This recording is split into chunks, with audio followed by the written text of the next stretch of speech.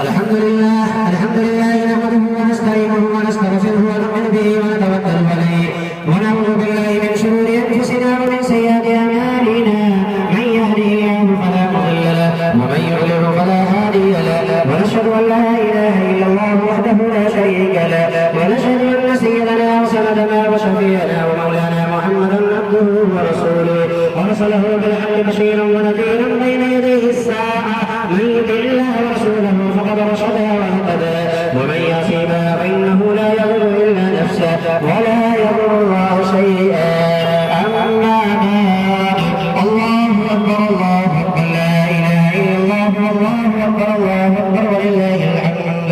وقال الله تبارك وتعالى في موضع اخر ان الله وملائكته يصلون على النبي يا ايها الذين امنوا صلوا عليه وسلموا تسليما. اللهم صل على سيدنا محمد وعلى ال سيدنا ومولانا محمد وبارك وسلم. قال النبي صلى الله عليه وسلم ارحم امتي بامتي ابو بكر واشدهم في امر الله عمر واصدقهم حياء عثمان وقضاهم علي وفاطمه سيده نساء اهل الجنه الحسن والحسين سيدا شباب اهل الجنه.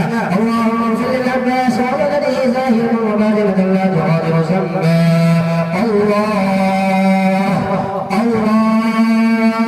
في أصحابي لا تتخذوهم مرضا من بعدي فمن أحبهم فبحبي أحبهم ومن أبغضهم فببغضي أبغضهم وخير